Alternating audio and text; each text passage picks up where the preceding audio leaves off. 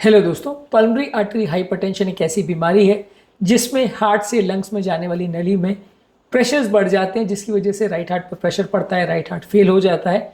आज इसके लक्षण क्या है इस पर हम बात करेंगे ताकि आपको एक ओवरव्यू मिल पाए कि पल्मोनरी आर्टरी हाइपरटेंशन के क्या कॉमन सिम्टम्स होते हैं, क्या लक्षण होते हैं, ताकि आप बीमारी को जल्दी पकड़ पाएँ, जल्दी डॉक्टर के पास जा पाएँ और जल्दी इसका ट्रीटमेंट हो पाए, क्योंकि ये पोटेंशियली डेंजरस बीमारी है, जानलेवा भी हो सकती है। इसलिए इस बीमारी के लक्षणों को जल्दी पकड़ना ज़रूरी है ताकि जल्दी ट्रीटमेंट ऑफर किया जा सके। टॉपिक बहुत ही इंपॉर्टेंट है, एक्सक्लूसिव है, इसलिए ज़रूर देखिएगा। टॉपिक पर जाने से पहले जो लोग हमारे चैनल पर नए हैं उन्हें रिक्वेस्ट करूँगा कि चैनल को सब्सक्राइब करें, वीडियोस को लाइक करें, शेयर करें, फॉलो करें, कमेंट करें, पूरा देखें। चलिए शुरू करते हैं इंपॉर्टेंट वीडियो।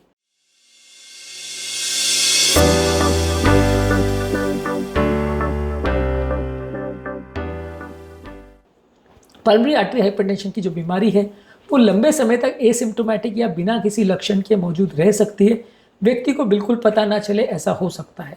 इसलिए पल्मोनरी आर्टरी हाइपरटेंशन में माइल्ड जो सिम्टम्स होते हैं ज़्यादातर वो इस वजह से होते हैं क्योंकि लंग्स में बराबर ऑक्सीजन का जो एक्सचेंज है वो नहीं हो पाता है, या कभी कभार इस वजह से होते हैं कि राइट साइड का हार्ट जो इंक्रीज पल्मोनरी प्रेशर की वजह से फेल हो जाता है।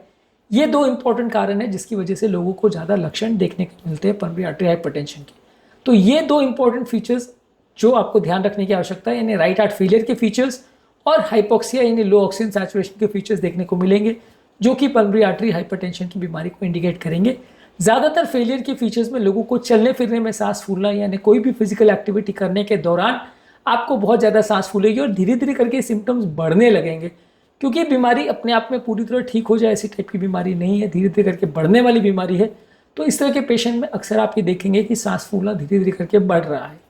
इसके अलावा आप ये भी देखेंगे कि व्यक्ति को बहुत ज़्यादा कमजोरी या सुस्ती लगेगी। कोई भी परसिस्टेंट एक्टिविटी करने के दौरान या डेली एक्टिविटी करने के दौरान व्यक्ति को बहुत ज़्यादा कमजोरी या सुस्ती का एहसास होगा। जितनी उसकी शारीरिक क्षमता है उसके हिसाब से वो बहुत ज़्यादा कमज़ोर या लेथार्जिक फील करेगा।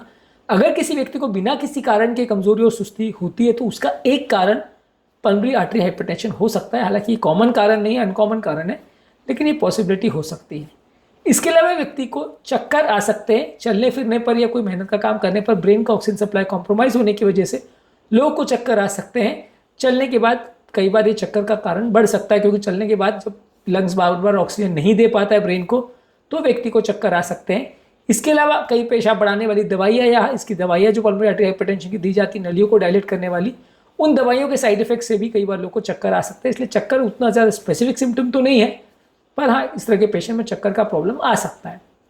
कुछ लोग इसमें बेहोश भी हो सकते हैं, यानी चलने पर या कोई मेहनत का काम करने पर व्यक्ति अगर बेहोश हो जाता है तो वो पल्मोनरी आर्टरी हाइपरटेंशन की तरफ पॉइंट कर सकता है। हालांकि बेहोश होना के भी बहुत सारे कारण हो सकते हैं, ये उनमें से एक बीमारी है जिसमें व्यक्ति को बेहोश होने का प्रॉब्लम हो सकता है। इसके अलावा व्यक्ति को छाती में दर्द हो सकता है या छाती में भारीपन हो सकता है। जो लेफ्ट साइड की हार्ट के ब्लॉकेज के सिम्टम्स होते हैं, लगभग वैसे सिम्टम्स इसमें देखने को मिल सकते हैं। चलने फिरने में छाती में भारीपन लगना इस बीमारी का फीचर हो सकता है। ऐसा होने का कारण ये है कि राइट साइड का जो हार्ट है उसको ज़्यादा मेहनत करनी पड़ रही है, ज़्यादा एफर्ट करना पड़ रहा है, उसको ब्लड सप्लाई पर्याप्त नहीं मिल पा रहा है। ज़्यादा मेहनत करने की वजह से एक तरह से आरवी अंजाइना यानी राइट वेंट्रिकल में अंजाइना या पेन व्यक्ति को हो सकता है। तो पल्मोनरी आर्टरी हाइपरटेंशन का एक इंपॉर्टेंट फीचर है कि चलने फिरने में छाती में दर्द हो सकता है, और इसको डिफ्रेंशिएट करना पड़ेगा आपको नलियों में ब्लॉकेज की बीमारी से, क्योंकि वहाँ पे भी व्यक्ति को छाती में दर्द चलने फिरने पे होता है, यहाँ पे भी होता है। बस ये है कि ये चलने फिरने का दर्द बिना ब्लॉकेज वाले केस में होता है। यहाँ पे नलियों का ब्लॉकेज नहीं मिलेगा, एंजियो करोगे तो कुछ नहीं मिलेगा, पल्मोनरी आर्टरी प्रेशर ज़्यादा मिल सकते हैं। इसके अलावा जब राइट साइड हार्ट फेलियर होता है तो व्यक्ति को पेट में सूजन होना, पाँव में सूजन होना, इस तरह का प्रॉब्लम हो सकता है। पेट में अगर पानी भर जाए तो उसे एसाइटिस बोलते हैं, पाँव में सूजन हो जाए तो उसे पीलियोडीमा बोलते हैं। बैठे रहने पर ये बढ़ जाता है, चलने फिरने पर ये कुछ काम करने पर कम हो सकता है। ये ज़्यादातर हार्ट फेलियर की तरफ इंडिकेट करेगा। यानी किसी व्यक्ति को अगर पेट में सूजन या पाँव में सूजन आ रही है तो वैसे व्यक्ति को इवैल्यूएट करने की ज़रूरत है कि उसको हार्ट फेलियर तो नहीं है, और अगर हार्ट फेलियर है तो डेफिनेटली आपको देखना पड़ेगा कि पल्मोनरी आर्टरी हाइपरटेंशन तो नहीं है। इसके अलावा व्यक्ति को साइनोसिस हो सकता है जिसमें शरीर थोड़ा नीला पड़ जाए। ऐसा होने का कारण ये है कि जब राइट साइड के प्रेशर बहुत ज़्यादा बढ़ जाते हैं तो कुछ अनसैचुरेटेड ब्लड किसी नॉर्मल छेद के थ्रू या किसी और कारण से लेफ्ट की तरफ शंट कर सकता है, या ओवरऑल इस शरीर का सैचुरेशन कम हो सकता है जिससे शरीर नीला पड़ जाए। नॉर्मली अगर ब्लड का सैचुरेशन 90% से नीचे हो तो ब्लड डीऑक्सीजनेटेड हो सकता है, शरीर नीला पड़ सकता है। ज़्यादातर ये नीलापन के सिम्टम्स गोरे लोगों में या वाइट स्किन वालों में ज़्यादा देखने को मिलता है, डार्क स्किन में उतना ईजिली नहीं देखने को मिलता। लिप्स पर ज़्यादा इजीली देखा जा सकता है, नेल बेड पर या टंग पर या म्यूकस मेम्ब्रेन्स में ज़्यादा इजीली देखा जा सकता है। अगर ये सतह आपको नीली दिख रही है तो वहाँ आपको इवैल्यूएट करने की ज़रूरत है कि सैचुरेशन कितना है, और फिर फर्दर आपको इवैल्यूएट करने की ज़रूरत है कि सैचुरेशन इतना कम क्यों है।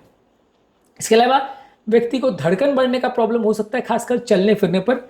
अगर किसी को पल्मोनरी आर्टरी हाइपरटेंशन है तो उसको अलग अलग कारणों से धड़कन बढ़ने का प्रॉब्लम हो सकता है। काफ़ी लोग को चलने फिरने पर धड़कन बढ़े इस तरह का सिम्टम हो सकता है। अगर किसी व्यक्ति को धड़कन बढ़ने का प्रॉब्लम हो रहा है तो वैसे व्यक्ति को इको करके देखना चाहिए, और इको में अगर राइट साइड का हार्ट डायलेटेड है तो पल्मोनरी आर्टरी हाइपरटेंशन की तरफ पॉइंट करेगा। इको में आपको ज़्यादातर पता चल जाएगा कि पल्मोनरी आर्टरी प्रेशर्स कितने हैं और उसके बेस पर आप ट्रीटमेंट डिसाइड कर सकते हैं। इसके अलावा किसी व्यक्ति की शारीरिक क्षमता अगर कम हो गई, यानी चलने फिरने पे या कोई भी काम करने पर उसको ज़्यादा सांस फूल रही है, उसकी शारीरिक क्षमता कम हो गई है, जितनी पहले थी उसके कंपैरिजन में कम हो गई है, तो ये माना जा सकता है कि उस व्यक्ति को पल्मोनरी आर्टरी हाइपरटेंशन हो सकता है। यानी सडन अगर किसी व्यक्ति की या कुछ दिनों में अगर किसी व्यक्ति की स्टैमिना कम हुई है, फिजिकल एक्टिविटी करने की कैपेसिटी कम हुई है, तो वैसे व्यक्ति को पल्मोनरी आर्टरी हाइपरटेंशन होने की पॉसिबिलिटी है। ये उसके बहुत सारे कारणों में से एक है। हर व्यक्ति को पल्मोनरी आर्टरी हाइपरटेंशन होगा ऐसा ज़रूरी नहीं है, पर ये इसका एक कारण हो सकता है। तो आज के टॉपिक में हमने बात करी पल्मोनरी आर्टरी हाइपरटेंशन के क्या लक्षण है। ये सारे ही लक्षण हर व्यक्ति में मौजूद है ऐसा ज़रूरी नहीं है, इनमें से कोई एक या कोई कलेक्शन 2-3 सिम्टम्स लोगों में हो सकते हैं। यदि इस तरह के कोई लक्षण आपके पेशेंट में दिख रहे हैं तो जांच करने की आवश्यकता है कि पल्मोनरी आर्टरी हाइपरटेंशन है या नहीं। पल्मोनरी आर्टरी हाइपरटेंशन के डायग्नोसिस, ट्रीटमेंट और टिप्स पर हमने सेपरेट वीडियोस किए हैं जो कि आप हमारे चैनल पर देख सकते हैं। उम्मीद करूंगा कि आज के टॉपिक में कुछ नया जानने को मिला होगा। जो लोग हमारे चैनल पर नए हैं उन्हें रिक्वेस्ट करूँगा कि चैनल को सब्सक्राइब करें, वीडियोज़ को लाइक करें, शेयर करें, फॉलो करें, कमेंट करें, पूरा देखें।